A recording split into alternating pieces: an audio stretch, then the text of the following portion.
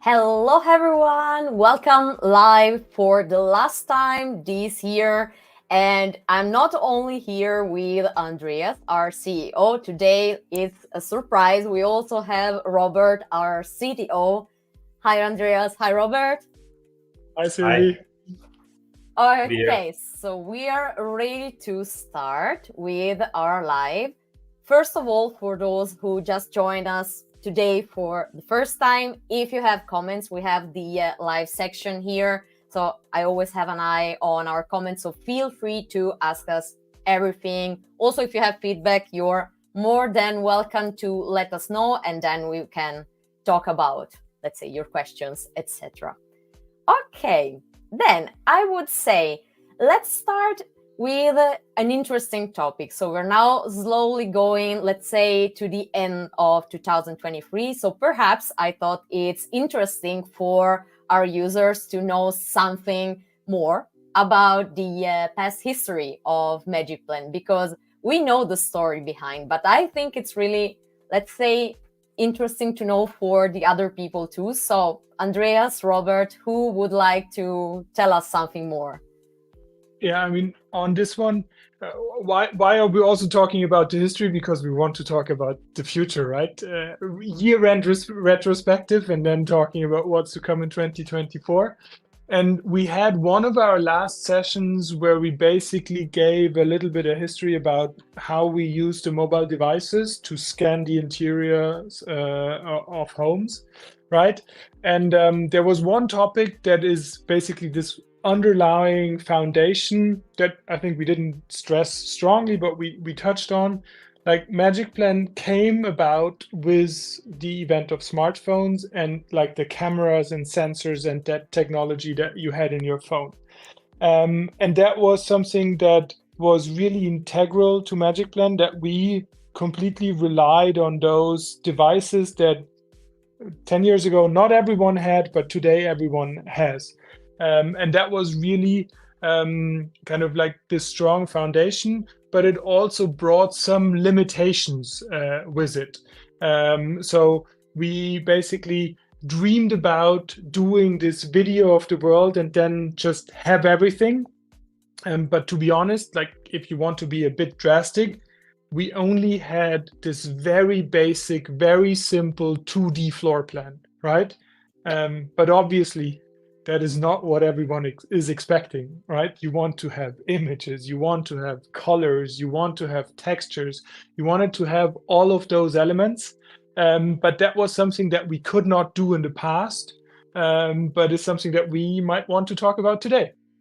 Yes. Okay. So, Robert, would you like to tell us something more about the past history of magicplan, or? Well, maybe to add on this, since I'm here in my technical role, I would say. So when magicplan went live, like 11, 12 years ago, it was like a feat of engineering, because comparing today's smartphone capabilities to back then, it was quite an engineering feat with this limited kind of hardware, with sensor accuracy, also really limited processing power. To do like this first attempt of capturing your space with your mobile device was impressive. So technology has evolved obviously over the years, but fundamentally, going back to Andreas' comment about what's the expectation is not just static 2D floor plan. I want to create a picture or a data set of the space I want to work with and re-explore it later, right? And this development was a bit slower overall that we expected in the industry, I would say. And in the meantime, a lot of positives have happened, but it's really all about not just create photos of my space, but really data around it. Because without data, I can't apply the power software to it, right?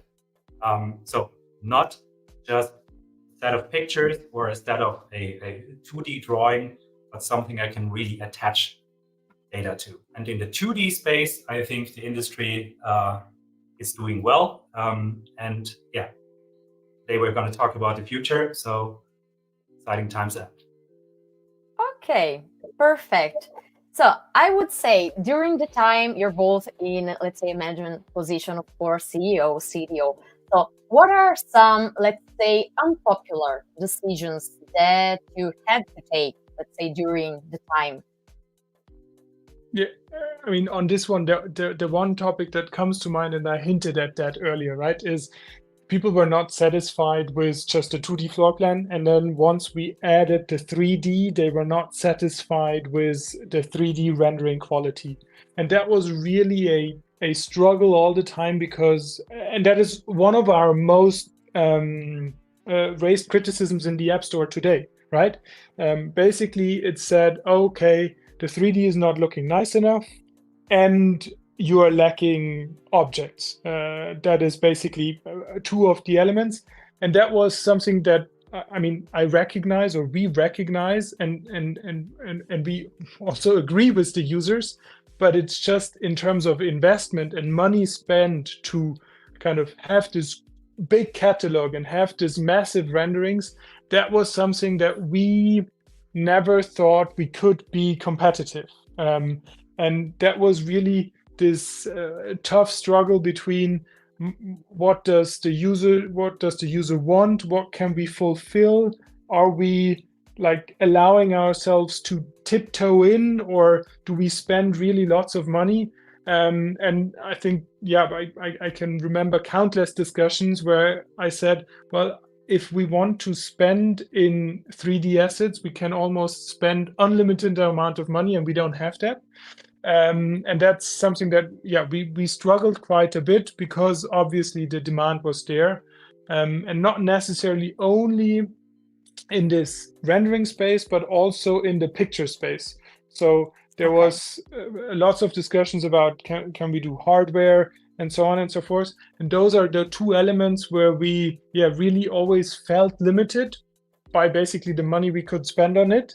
And we're struggling a bit on how to actually adapt.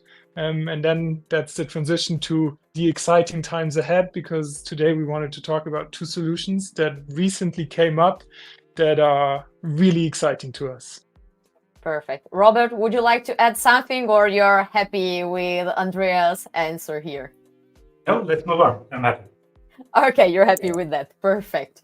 So let's say that in the last months we've seen the technology, let's say, running, right? So a lot of new things came out, like we all know ChatGPT, for example, but we also have like AI more in general, right? So what would be, in your opinion, the exciting aspect, right, of the AI, and how can this benefit us as an app, so magicplan? Yeah. So, I mean, again, linking back to one of the discussions that we had, I think 2 sessions ago or so, now with magicplan, you basically can scan your whole living environment and create a 2D but also 3D floor plan out of it. But that is just a rough sketch, like almost a pencil drawing. And there has been one recent development of one indie developer, and he calls it interior AI. And basically what you can do there is you can just give a screenshot of your pencil sketched interior, and it translates this into a seemingly picture perfect rendering, or almost photorealistic rendering. And I've done a short video here. So you really have a rather bland gray, white, not very detailed input. And that is something that you can easily do in minutes with your device. And then you just pass that on, and you can pick from a variety of, I don't know, 100 different styles. And within that, you can almost fine tune every element of it. And instantly, with a couple of seconds back, you almost have infinite variations of how that space could look going forward, or how you can get inspiration around that. And that's something where, yeah, I mean, that is basically a dream come true, because you can have all the assets and all the renderings, yeah, right at your fingertips, and basically for free. I mean, you need to pay a little bit, but it's not that you need to build all the world as a back catalog. I also have so this is something. Another. Sorry that I interrupted. I can show also another video that we have, and maybe then you can also say something about that while you. Show. I mean, that's the second point. So like one topic that I talked about, which was a constant demand, is okay, I want better 3D, right? And I want high definition renderings. And then the second topic that always was an issue is the picture quality, and not necessarily the picture quality, but also the perception of how you can experience your scanned place, your scanned apartment later on. And what you see here is also another technology that came up recently, where basically you saw a video of someone walking through a room, but the fundamental behind it is not a video, but it is a couple of images. And then the video that you saw is artificially created, and you can almost move freely and have like a 360 image from any location in your floor plan. And that is another big topic that we always discuss, because 360 images, like those full dollhouse views, combining the imagery with the floor plan, that was something we also struggled a bit. And I mean, what you've seen here is it's not available as a product right now, but the technological shift is so massive that it becomes imaginable in like the foreseeable future. Because to be honest, that's what was the dream 12 years ago, and it took 12 years, but now our assumption is, okay, it's maybe 12 months and not 12 years anymore. So was it expected, let's say, to come out this quick, or people were expecting it to be, let's say, available in many more years? I mean, on this one, we as magicplan also tied our feet into some type of research, right? I'm not sure how much I talked about it in the past, but like this fundamental volume, like 3D shapes and boxes, that is where we also actually spent some time and money and were trying to do research. And I think it was already what became clear to us that it is achievable. What unfortunately also became clear to us that we are much too small to actually achieve it. So yeah, I mean, on that, it was expected in a way, but you never knew, because we couldn't achieve it. Who would actually have the commitment to do it? So now we know that it's happening, and that's what's really exciting to us. I can chip in and give a bit of context about this in terms of timelines and expectations. So, I mean, AI as a term has been going around for quite some years, but I think the nature of it and the expectation, what it actually means, really changed. So, as Andreas said, we did not just try to do research, we did, and also brought some of it to production. One example would be the capture flow that we released in 2019, which we use machine learning and deep learning, which is kind of a subset of what you would call an AI, to detect parts of your room, right? Detect radiators, detect windows, detect doors, place them correctly, and also classify them given the correct category or the most possible correct category. So that is AI. Another example of AI in the daily life of people would be something like in your Photos app, you can say, okay, this person is on the photo, and it would go on, and on the next photo it recommend, is this your wife? Yes, no. So this is machine learning. So this is AI in the daily business. But in terms of the trend on speed of development, what happened a little bit more than a year ago with ChatGPT like going through the roof, that is something that I would say that most technologists or people in the field would not have expected. And I certainly didn't see it coming in this kind of scale. I've been following this for quite a while. but the nature of it, and this is kind of the inflection point, the AI we were talking about before was purely in terms of learning, detecting things, supporting you, right? Detecting faces, detecting doors. Now there's a huge shift to generative AI. And generative AI really creates content. ChatGPT creates conversations by being trained on a data set, reacting to your input and giving you new output. So that's the, let's say, large language model space where it generates text. Going on to generative imagery, this is one example we just looked at with the texturized 3D model in the different styles. That's exactly that. The result is, so the seeds of this have been planted at least 5-6 years ago with early DALL-E imagery. And if you see the pace of development, I mean, the most prominent image generation AI that people might know is Midjourney. That thing is becoming more impressive every week in terms of photorealism and understanding of your input. And it will, and it already has in the past year, the results of this research and also like productizing it, bringing it to production, making it accessible to people, this will bleed into use cases and industries that are unexpected. I think ours is one where it is expected actually, but this is the pace of development. So in terms of AI.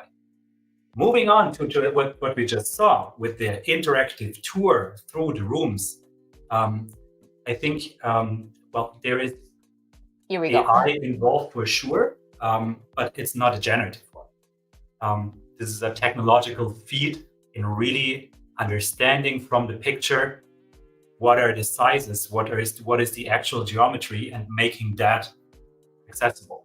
And again, this is the key thing.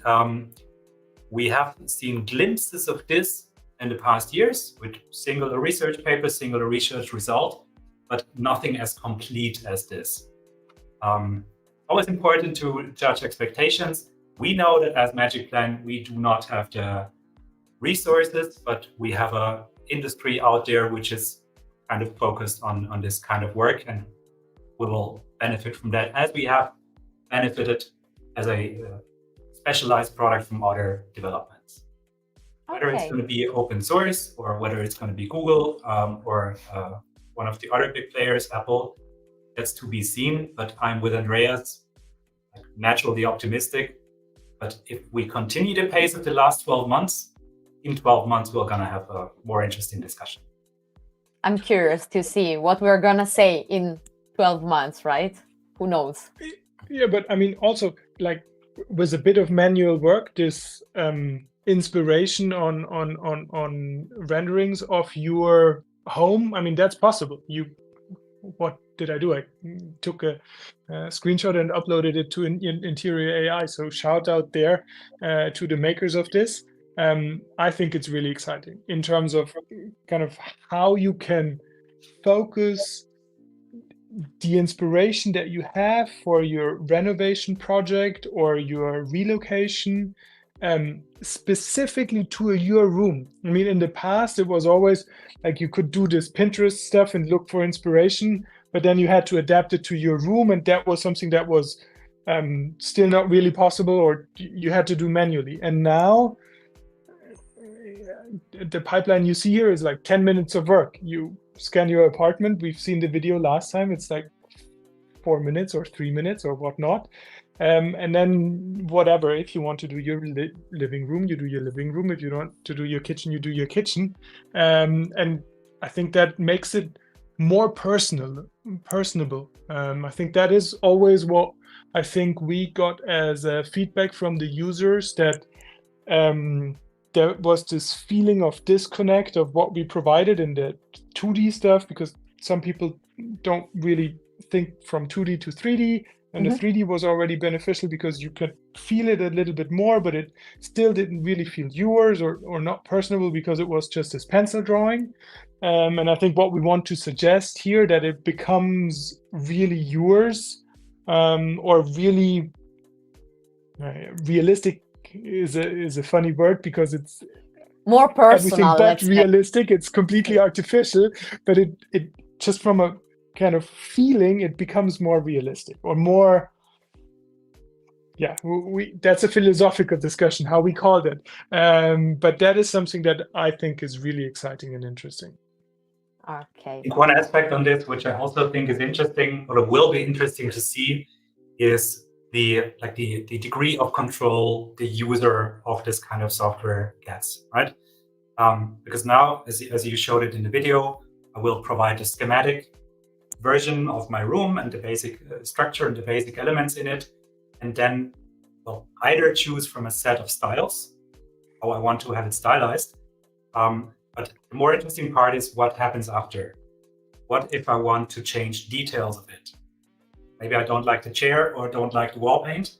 How is that going to look like? Because what we know from 3D design software, that's a really, I would not say cumbersome, but very detailed process where I select the chair, select the type of chair, the kind of material, the position.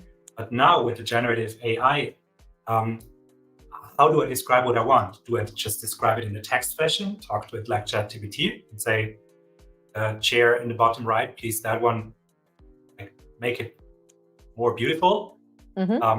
Is that gonna cut it? Because what I see from like myself using generative AI, especially text ones, a lot is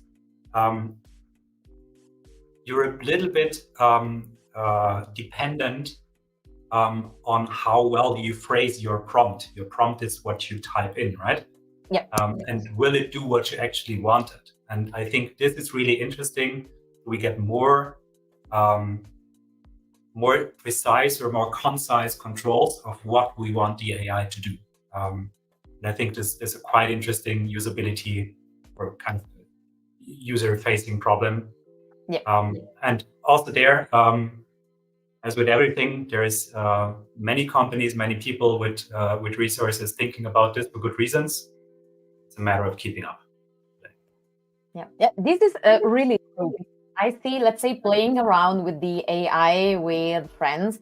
If you search for, let's say, the same topic, but of course, everyone has another, let's say, formulation, right, of the sentence, and you get completely different results. So we will see how it evolves, I would say. And then, Andreas, you mentioned the interior AI, right? We also have a beautiful, let's say, news that is SMERF, the new Google viewer. So how does this, in general, impact on developing our app, on our developing process? I mean, that is what we hinted at also earlier. I mean, we did research in that field, and we were looking into the same underlying models, but it basically became clear to us that we are outrun by everyone else. So we are excited. What Robert said, that it's likely that this is going to become available as open source software that we can just implement. And I think we have really concrete or specific use cases in mind that have been brought to us, to be honest, by our users, where we can then use that open source technology, implement it in a product going forward, right? You can use some of that stuff already with the interior stuff. The SMERF stuff is something where we need to look at and see how and when we can implement it. But that is the outlook for then 2024 and following, that those topics where we struggled in the past, where we didn't really have the time and money to spend on that, where we now seemingly have a solution at hand to create realistic renderings, to create like this full 360 walkthroughs, dollhouse views, again, just from the mobile phone, and an added layer of software. And that is, yeah, basically our dream come true 12 years later. Perfect. And Robert, would you like to add something to Andreas' words?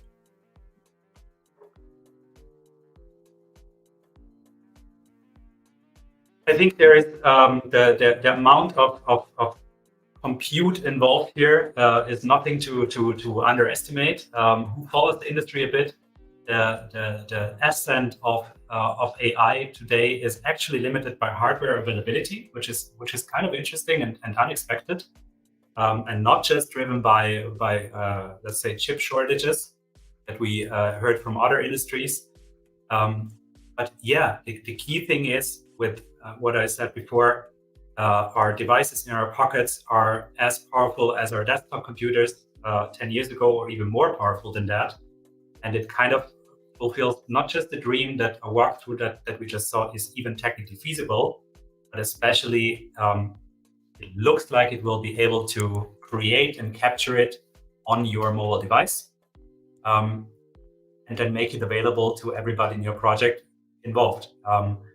What kind of processing happens or where it happens, it doesn't really matter. Key thing is that we provide our users the experience of this, and do not have the additional step of dedicated hardware, because Andreas, I don't think we didn't do hardware only because we couldn't afford it, because it was kind of also our bet with magicplan.